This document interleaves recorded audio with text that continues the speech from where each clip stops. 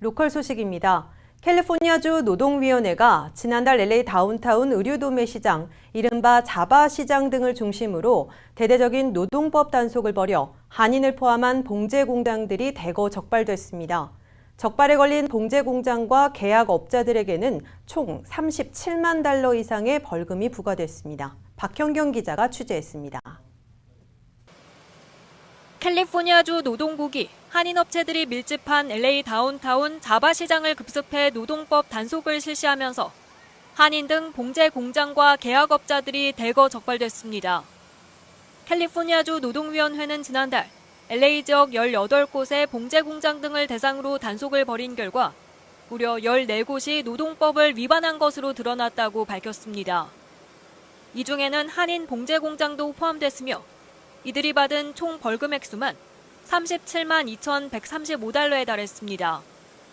The California Labor Commissioner's Office cited 14 garment manufacturers and contractors $372,135 for labor law and garment registration violations following inspections of 18 garment manufacturers last month in the Los Angeles area.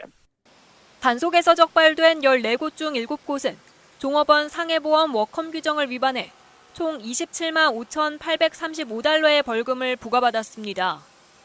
특히 이들은 워컴 가입을 마치기 전까지 영업을 중단해야 합니다.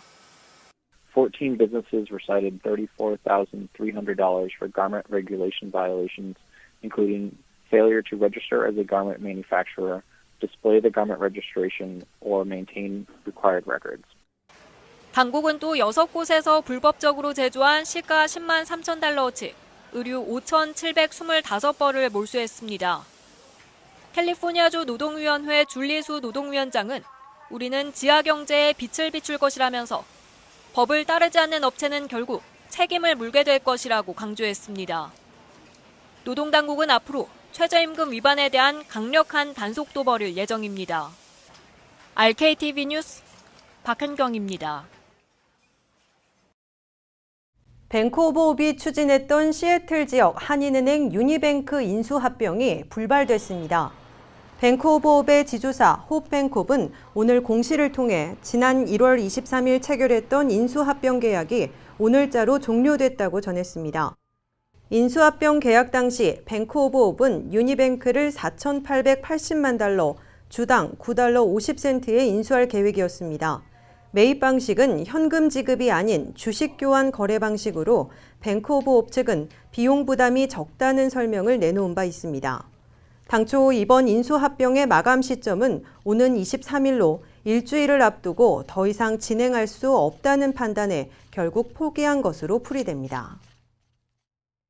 대한항공이 3년 반 동안 운영한 휴스턴 노선을 접습니다. 이 지속적인 승객 감소로 인한 실적 부진이 이유로 알려졌습니다. 오늘 한국국토교통부와 대한항공 등에 따르면 대한항공은 다음 달 13일부로 인천과 휴스턴을 오가는 KE029, KE030 편 운항을 중단하기로 했습니다. 휴스턴은 텍사스주 최대 도시로 대한항공은 2014년 5월 인천과 휴스턴 노선 취항을 시작했습니다. 대한항공은 취항 당시 이 노선의 중대 형기인 보잉 777-202R을 투입해 주 7회 운행하며 승객을 날랐지만 승객 감소 등으로 2015년 9월 주 5회로 감축했습니다. 이어서 지난해 10월부터는 같은 기종을 주 3회 투입하면서 운항 규모를 줄였습니다. 대한항공은 휴스턴 취항 중단에 따라 다음 달 13일 이후 예약 승객은 인근 댈러스 공항을 비롯해 LA와 시카고, 애틀란타 등 공항으로 예약을 변경할 계획입니다. 대한항공 관계자는 기존 예약 승객에겐 최대한 피해가 가지 않도록 처리할 방침이라면서 10월 13일 이후 항공편 예약은 델타 항공이나 AA편을 연계해 제공하고 있다고 전했습니다. 신호등이 깜빡일 때 횡단보도를 건너다가 무단 횡단으로 간주돼 벌금 내신 적 있으실 텐데요. 앞으로는 캘리포니아주에서 합법으로 인정될 전망입니다. 신호등이 깜빡일 때 횡단보도를 건너는 것을 합법화하는 안이 상원을 거쳐 제리 브라운 캘리포니아 주지사의 서명만을 남겨놓고 있습니다. 이황 기자입니다. 앞으로 캘리포니아주에서 신호등의 전멸이 시작돼도 횡단보도를 건너게 될 수 있을 전망입니다. 보행 신호 전멸이 시작될 경우에도 보행자들이 횡단보도를 건널 수 있도록 허용한다는 내용을 골자로 하는 일명 제이워킹 법안 AB 309가 현재 상원을 거쳐 제리 브라운 캘리포니아 주지사의 서명만을 남겨놓고 있기 때문입니다. 이 법안은 보행 신호 전멸 시 횡단보도를 건너는 것을 불법으로 간주하는 현행 교통법이 과다는 지적에 따라 추진됐습니다. AB 309 추진을 주도한 미구엘 산티아고 캘리포니아주 53지구 하원 의원은 신호등 전멸 시 횡단보도를 건너 위험이 증가했다는 증거는 없다고 강조했습니다. 이어 적발돼 부과되는 요금이 과하며 저소득층을 비롯한 일부 주민들에게는 치명적이라고 지적했습니다. 실제로 적발 시 부과받는 벌금은 $197로 지난 2011년부터 2015년까지 5년 동안 LA 다운타운에서만 발급된 티켓 수는 2만여 개에 달했습니다. 이를 금액으로 환산하면 $390만 달러에 달합니다. 이런 가운데 AB 309에 대한 지지의 목소리도 나오고 있습니다. 호세 후이자 14지구 LA시 의원은 현재 신호등이 전멸 시 횡단보도를 건너는 것을 불법으로 간주하는 것은 현 LA시의 도로 상황을 반영하지 않은 구시대적 법안이라며 AB 309의 지지 의사를 밝혔습니다. 일부에서는 횡단보도 보행에 대한 AB 309의 규정이 모호하기 때문에 교통사고 위험을 초래할 수 있다고 지적했습니다. 한편 제리 브라운 캘리포니아 주지사는 30일 이내 승인 여부를 검토할 예정입니다. RKTV 뉴스 이황입니다. 오는 11월 1일부터 캘리포니아주 가솔린세가 갤런당 18센트에서 30센트로 인상되는 가운데 일부 의원들이 이를 무효화시키는 맞불 작전에 나섰습니다. 이들은 가솔린세와 자동차 등록비 인상을 취소시키기 위해 일명 리폼 캘리포니아 주민 발의안을 추진 중입니다. 온라인상에서는 내년 11월 선거에 상정시키기 위해 58만 명 서명 받기 운동이 한창입니다. 현재 추진 중인 발의안에는 가솔린 세금과 자동차 등록세 인상을 전면 백지화하는 것뿐만 아니라 정치인들이 주민 투표 없이는 가솔린세를 마음대로 인상할 수 없도록 하는 내용도 포함됐습니다.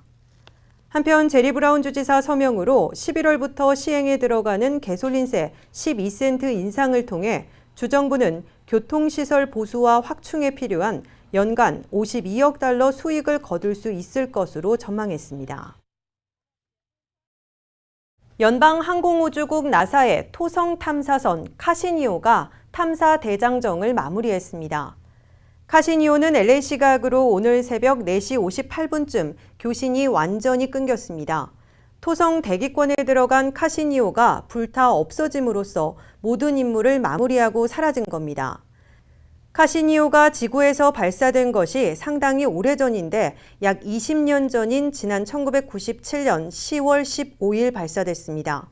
카시니는 혼자 토성으로 향한 것이 아니고 호이겐스라는 이름이 붙은 탐사선을 탑재하고 있습니다. 카시니는 호이겐스를 싣고 무려 7년을 날아서 토성 궤도에 도착해 무려 13년간 탐사 임무를 수행한 겁니다.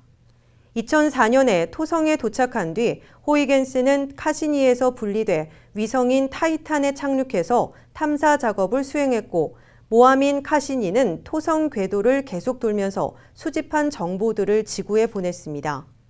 토성을 약 300차례 공전한 카시니가 보내준 정보를 바탕으로 나온 논문은 무려 3,000여 편에 달한 것으로 집계됐습니다. 최근 지난해 미국 대선 패배를 담은 회고록 무슨 일이 일어났나 What Happened를 출간한 힐러리 클린턴 전 국무장관이 진보와 보수, 양진영 모두로부터 비난을 받고 있습니다. 이유가 무엇인지 잠시 후 이슈 포커스에서 자세히 알아봅니다.